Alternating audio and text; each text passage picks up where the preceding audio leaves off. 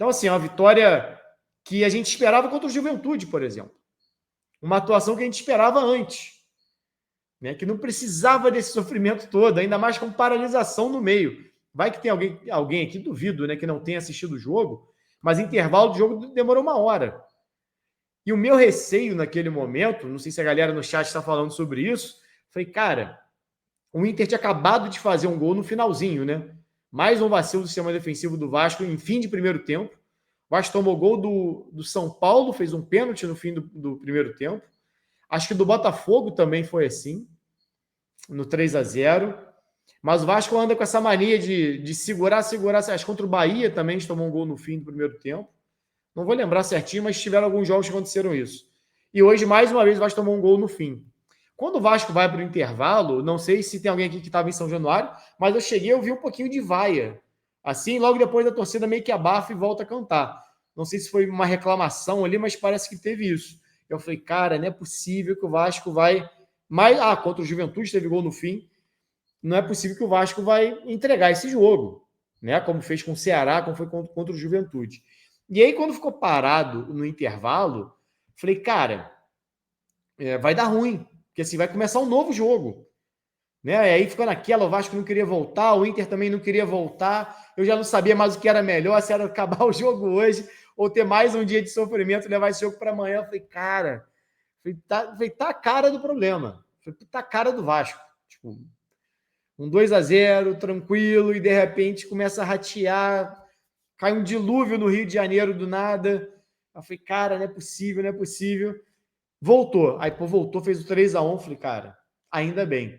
E aí, o que eu acho? Assim, na minha teoria, né? Analisar chuva é complicado. Eu acho que depois que o Inter fez o gol, talvez se voltasse nos 15 ali, talvez fosse pouco tempo para o torcedor digerir o gol e para o time também entender isso. Só que conforme foi passando o tempo, o clima em São Januário, e eu já vivi isso em São Januário uma vez, o clima em São Januário foi voltando a ser positivo. Porque é que tem muita gente aqui que não é do Rio e talvez nunca tenha tido a experiência de ir a São Januário. Mas São Januário é uma loucura.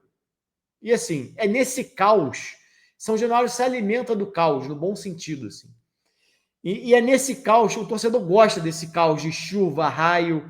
Eu lembro que eu estava num Vasco e Figueirense em 2008, foi horrível o jogo, o Vasco perdeu, foi goleado pelo Figueirense, ano de rebaixamento. Mas eu lembro que antes da bola rolar teve uma chuva. O time já estava mal, já estava lá na zona de rebaixamento, São Januário meio vazio.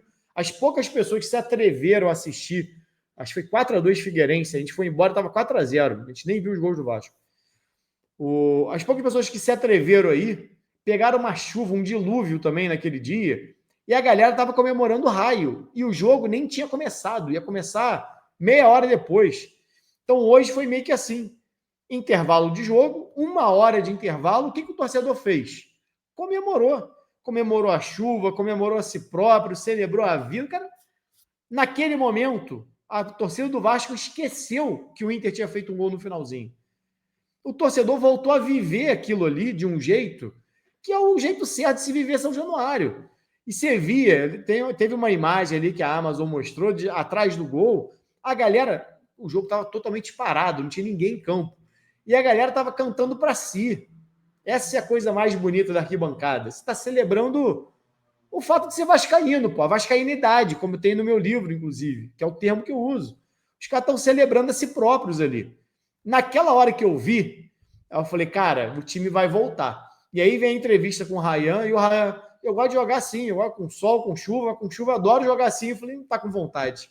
Eu falei, esquece, os caras não sentiram nenhuma pressão. Que era o meu receio, o time chegar pressionado mais uma vez. Mas quando você chega confiante, o Diniz fala muito sobre isso, eu concordo muito com isso. Ganhou confiança, amigo. O Fluminense ontem, porque meteu 6 no São Paulo.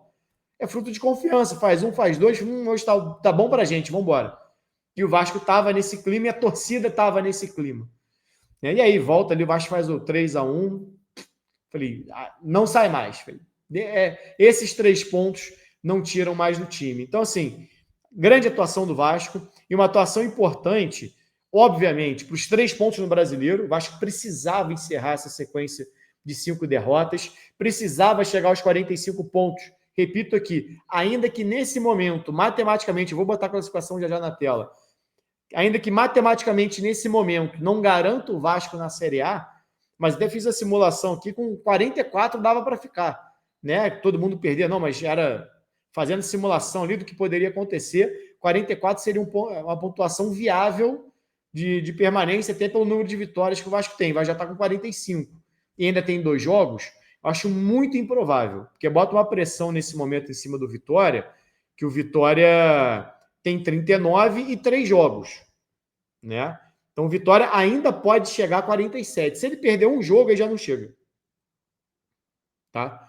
Se o Vitória perder um jogo, não precisa ser o próximo, não. Se ele perder um jogo dos 3, ele só faz mais 6, ele chega a 45, só que ele não passa o Vasco em número de vitórias. Ele chegaria a 11 vitórias e o Vasco já tem 13. Então, assim, uma derrota do Vitória, acabou. O Santos venceu hoje, chegou a 41, né, mas com 2 jogos, mais uma derrota do Santos em 2 jogos, também o Santos não passa mais o Vasco. Então, assim, o Vasco deixou muito bem encaminhado isso. O Ceará ainda joga na rodada, o Ceará vai pegar o Flamengo, possivelmente o Flamengo vai ser jogo do título, né, no Maracanã, vai ter esse peso, né, quando voltar da final da Libertadores, né, podendo ser campeão no Maracanã. Acho que o Flamengo não vai querer abrir mão disso, não vai aliviar para o Ceará. Então, pode ser que também uma derrota do Ceará ali, se bem que ele ainda poderia chegar a 48, mas ficaria ali, teria que vencer os 2 jogos para passar o Vasco, enfim. Então o Vasco fica muito confortável dá para dizer, mas o Vasco fica numa situação que até às 7h29 de hoje não parecia tão confortável assim. E principalmente, ou igualmente importante, o Vasco volta a retomar a confiança. Falei que é da importância da confiança, né? Não só do time, dos jogadores, mas do trabalho do Diniz. Ah, galera, mas é só um jogo, mas você precisa desse um jogo para tentar virar a chave. Então, foi uma vitória onde mostrou que o time tem capacidade, só tem que ser mais constante, o que a gente fala aqui há muito tempo. Mas o torcedor volta a confiar, volta a existir aquela simbiose, aquela conexão entre torcida e time, que já está muito abalado, essa conexão. Tira um peso dessa luta dos 45 pontos. E aí, para a Copa do Brasil, amigo, o Fluminense, que ontem meteu 6, e a gente já estava, o Fluminense vai chegar grandão contra o Vasco, vai chegar grandão, mas o Vasco também não vai chegar pequeno. Não só pelo 5-1, mas o Vasco deu uma respirada. Acho que vai jogar leve contra o Mirassol, pega o Atlético depois. Então, assim, o Vasco me parece muito bem encaminhado para permanecer. Agora, talvez até com outros resultados da rodada já garanta isso. Já vai jogar tranquilo ali para se manter numa Sul-Americana. Libertadores é muito distante.